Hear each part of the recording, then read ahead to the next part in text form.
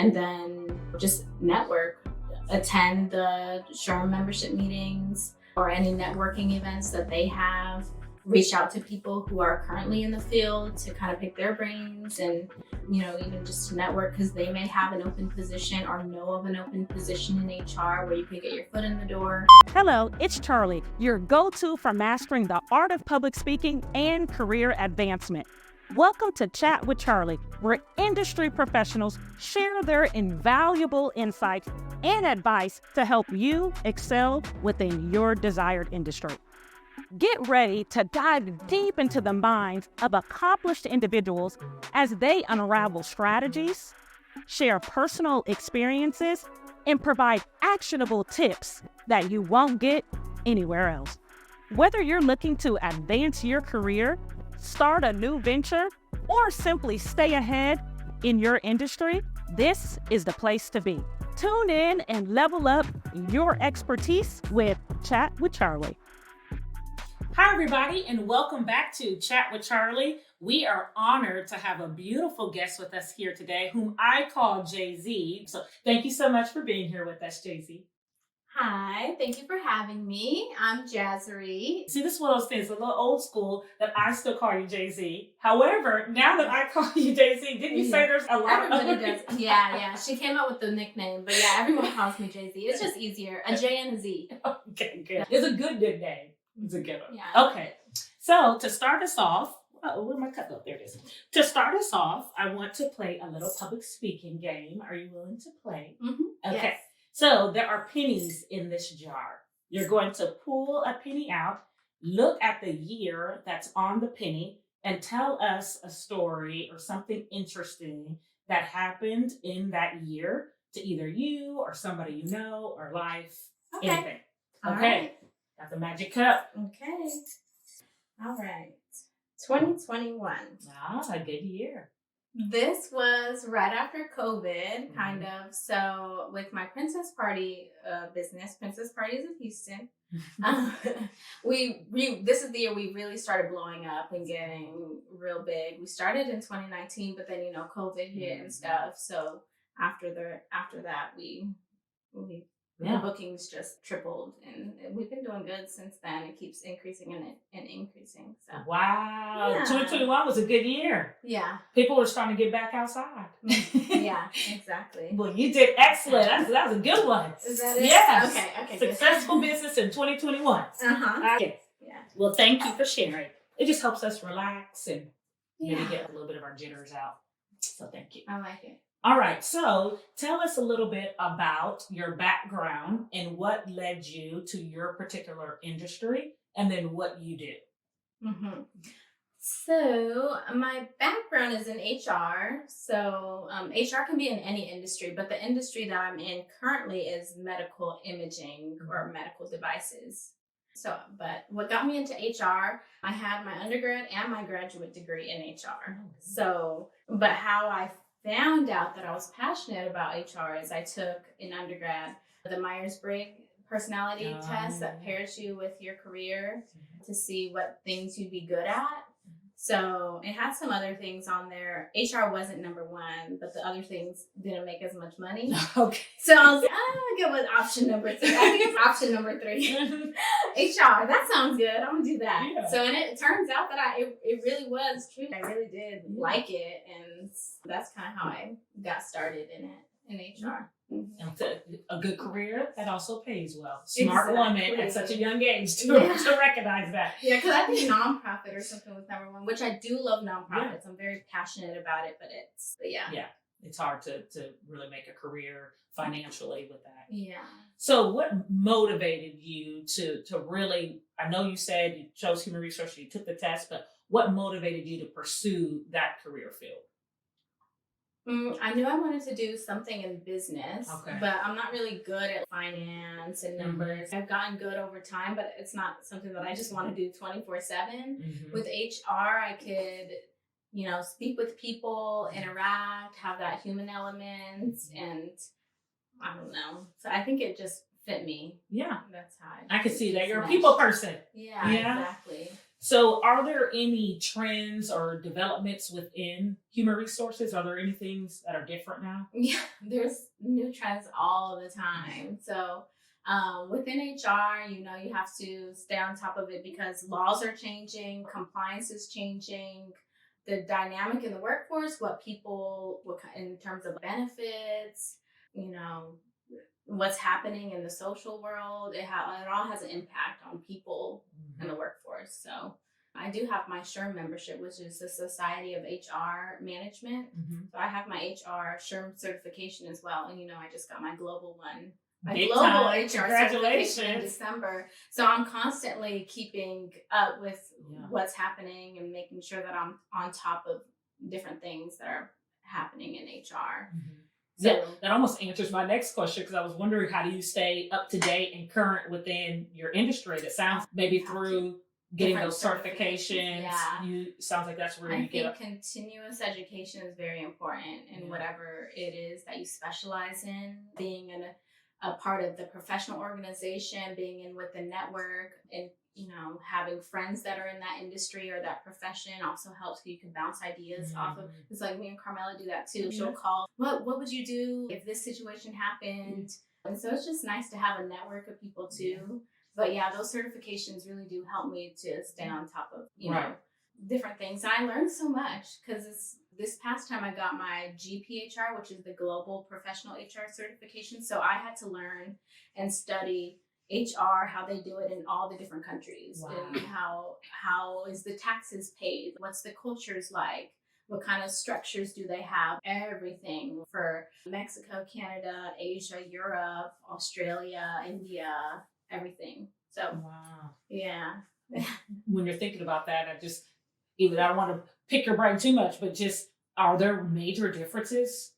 Oh yeah. Wow. Really? And right now the company I'm in now, the medical imaging, is a Chinese owned company. So it is a global company. Our headquarters is in China and Shanghai, which I've been there, but the cultures compared to the US is completely different. So in HR, it's good to know and understand that, so you could help coach the leaders and have productive meetings and stuff, since you're dealing with someone in a completely different culture. Yeah.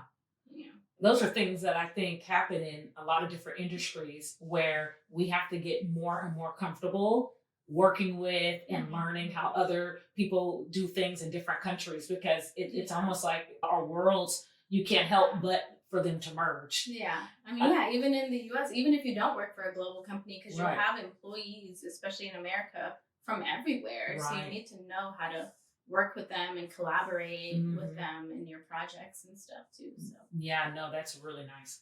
So when you're thinking about some of the skill sets, some of the things that people should be really good at, if they wanted to go into human resources, what are some things that you think people are skills that they should have?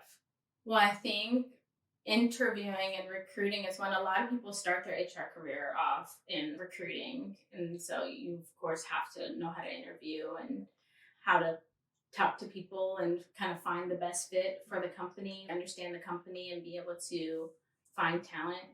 And then, retaining talent also, ideas, innovative ways to, once you do find that talent, how do you make them stay? How do you make them happy? What kinds of benefits do they want? So that's things, engagement surveys, or just talking with people, really connecting with them and knowing what they're wanting and what kinds of things that they want changed, and seeing how you can implement that to make it a better working environment. Coaching is a big one. I've had to coach, especially at an executive HR level. You need to be able to coach executive leaders. I'm coaching CEOs, I'm coaching senior vice presidents, and a lot of these people are, I don't know, 3 times my age. Yeah. I don't know, probably not 3 times my age, but they seem like it. But no, you have to be that voice in their ear to coach them on how they could have handled something better, because there could be lawsuits if leaders aren't acting appropriately, or some leaders coaching them through how to terminate someone. Maybe it's their first time, how to lay someone off, those kind of things, how to have difficult performance conversation if they have employees that aren't performing well. So coaching is also like a big one. You have to be comfortable with even speaking with people who are older than you, Mhm. and just being confident that you know what you're talking about and that you are an expert in whatever you're saying. Because you are. You just said all those certifications that you have, and everybody doesn't have that. Yeah. So what comes that natural helps. to you might throw you off when you notice that somebody else doesn't have that natural talent. And I can completely agree with you, because it's the same thing in similar ways. That when I was a building principal, I had teachers that were definitely 10 plus years older than me. And sometimes I would think the same thing. I've got to know this answer. How have you survived Yes. this long? You have to have some people skills, but it's not necessarily what their gift is. And so I could definitely relate with being able to be confident in your role and what your skill set is, and be able to coach others through that, because that may not be their gift. Yeah. Is that how you started in human resources, through recruitment? So I actually did an internship with Inroads. I don't know if you've heard of I Inroads do before. Inroads. Yeah, I loved Inroads. If it's at your university, make sure you sign up and you join, because back then, I think they've kind of broadened the scope of Inroads, but it's a nonprofit. It focuses on placing minority youth in corporate settings for internship opportunities to help with DE&I, diversity, equity, and inclusion at these companies. I got linked up with Inroads, and I did an internship at Pepsi, Frito-Lay. And then the second summer, I did an internship at GE. So that's where I started my HR career within corporate Fortune 500 companies. So it was a really good experience. And so after my GE internship, they hired me on part-time. So I got to stay on past the summer, because I made such a big impact during my short summer there, that they gave me a full-time offer when I graduated. And I worked at GE for 4 years. So it was my first HR job. But it wasn't necessarily in recruitment. No, I did strategic engagement, and then I was an HR specialist. Okay. For the global HR specialist. Yeah. So have you seen, now that you've had this pretty long career in human resources, has there been any organizational challenges that you have seen? So I've been in HR for over 13 years now. And I think lately there's been a shift to be more strategic, a strategic business partner, to have a seat at the table with the executives and really have that impact. Whereas before, I think HR was pretty new. I think it was more administrative, seen as though someone who, hires people, does payroll, benefits, just very simple things, where now it's turning into a more strategic partnership, where you're actually helping to generate revenue and look at the numbers and see how turnover rates, retention rates, employee productivity, and all of that helps contribute to the business. And you're more seen as a partner and you have a seat at the table now, whereas before HR didn't. But still, I think in some companies or industries, it's a little bit tougher for HR to be seen in that light as a strategic partner. But I think if you, kind of prove your value, you have to, as an HR professional, look at things from a business lens to really connect with them and speak the numbers with them and understand the numbers in order to be taken seriously. Right. Because you can't have an organization without the people. Yeah. As much as AI and all these other things have gotten so popular, you really need the people to be able to do the work. And so there's a lot of strategy behind the people. How to recruit them, how to keep them. It's not just all fluffy Exactly. rainbows and sunshine. Let's throw this event and have a pizza party or ice cream social. That's not going to keep the people. Yeah, it's deeper. Pizza's not going to keep the people. So what are some things that motivate you to stay? Because you've had such a long career within human resources. What has motivated you to stay within this field? Well, like I said, I think HR they need HR in every company, in every industry. So that's what I like about it. I'm not stuck just doing one thing. I could switch industries. I can get a new environment, a new experience. So a new challenge, which is good. So right now I'm in medical device. I've done equipment finance and franchise. I've done Pepsi manufacturing. You like the opportunity to be able to do different things within the field. Yeah. It's one industry, but sounds like you've done a lot of different things within that industry to kind of keep it new and fresh. Yeah, exactly. I'm very similar. So my majority of my career has been in education, but I haven't done the same role. I like to switch it up and do something different, even though it's within the same industry. I think a lot of people don't necessarily realize that. Like, Yeah. for education, sometimes people just think about the teachers. Yeah. And I'm like, oh, I haven't taught in years. Yeah. I still, teaching is in my heart, still through the coaching and the leading, the foundation is still teaching, but there's so much more in education than that. So it sounds like it's very similar to human resources, where there are different components and parts and then to you it. could specialize in something if you wanted. You could, and there's more focus also on people and culture. And if you wanted to focus on DEI efforts, diversity, equity, and inclusion, they have a whole position that just does just that. That has blown up too. That you're seeing that in more and more places. Every candidate that I interview now, they always ask, especially the younger generation, they're always asking, what do you guys do for diversity here? What kind of social things are you engaged in? Do you have those affinity networks? They're asking about that. They are wise beyond their years. Yeah, they want to be with a company that's doing something that values that.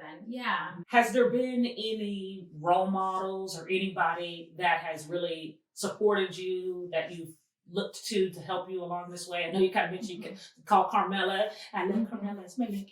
But is there anybody else that maybe? So when I think about HR role models, I would say one of my first, the HR leader at GE, because it was my first experience in corporate America, my first HR job. And even now, we still are connected. He wrote my recommendation for my master's degree for Penn State, and he's just great. I just look up to him because he could just enter a room and just captivate everyone, and just the way he told stories about the company, just real passionate and engaging. I was, wow, like, I want to be like that one day. Just have all this confidence and just, be able to speak with people. And so I really try and embody that now with my employees, since I am the HR leader for the company that I work for now. So I try and remember him and how he made me feel, and how, he had an impact on employees, and try and kind of mimic that. Well, I'm sure your employees love you, and you exude confidence. You do, JC. So I'm sure that somebody is sitting in the seat that you once were in and was probably looking at you going, oh, I just love her.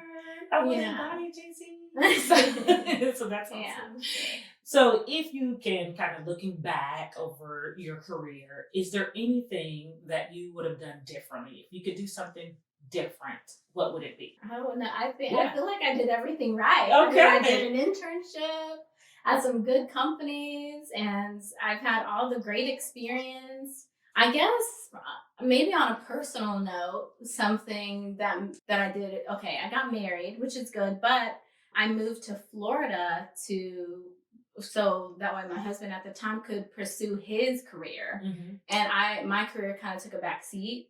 And I ended up quitting GE, and then I worked for a company not making so much, and it was okay, but I kind of sacrificed my career for him. So maybe if I was to change something, maybe I would have not done that.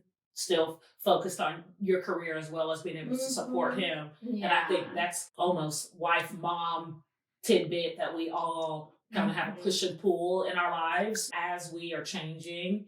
Then we're trying to figure that out. What is the balance between being a wife and being a career-driven woman, being a mom and being career-driven? So I can definitely relate with that. So it's like that pull. Where would I have been if I wouldn't have left GE? I'm sure I would have been further in my career sooner, or making more money, but everything works out. Yeah, it all worked out, because that was a company where I actually built their HR department from scratch. So it was a great experience that I had, even though in my mind I took it as a step back, because it was, like, I guess, monetarily wise, but all the experience that you gained. The experience was good. So I guess that's fair. And then my final question, which I just really appreciate you being here. It's always so nice to talk to you, is if you had any advice for somebody who is interested in being in human resources, what advice would you give someone who says, JZ, I want to do what you do.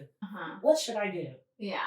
Okay. Well, definitely I would say get involved with the professional network, SHRM. I think that's the first step. I got connected with SHRM right away. That's the professional organization, and then pursue those certifications. They're almost a requirement now for any HR role.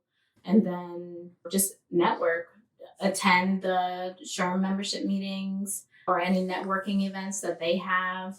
Reach out to people who are currently in the field to kind of pick their brains and, even just to network, because they may have an open position or know of an open position in HR where you could get your foot in the door.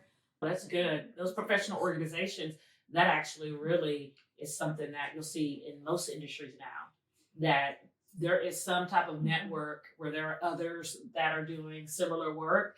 That is always a really good recommendation for people to find that. You want to be in finance, find the finance organization. You want to be in education, find the education. It's a good group. place to start. Yeah, it's a great starting place. Mm-hmm. Well, I cannot thank you enough for being on Chat with Charli. It's always a pleasure. I always love when I get to see my Jay-Z. This was fun. Yeah, so I just want to formally say thank you so much for being here. Of course. Yeah. Thank you for having me. Wonderful. And that wraps up another episode of Chat with Charli. Thank you all so much for joining me today as we explore various topics aimed to help you take your career. I hope you found today's discussion valuable and insightful. Remember, growth comes from continuous learning and taking actionable steps towards your goals. I'd love to hear from you all about today's content, so connect with me on social media at Lennon Prep and leave a comment or question to keep this chat going. Be sure to tune in to next week where we'll dive deep into the minds of another industry professional. It's going to be another informative and engaging conversation that you won't want to miss. And if you like Chat with Charli, don't forget to subscribe and leave a review on your favorite podcast platform. Your support means the world to me and helps us reach more people ready to level up their expertise. Thank you again for being a part of our career advancement journey. And remember, strive for excellence, not perfection. Keep pushing forward and never stop investing in yourself. Until next time, bye.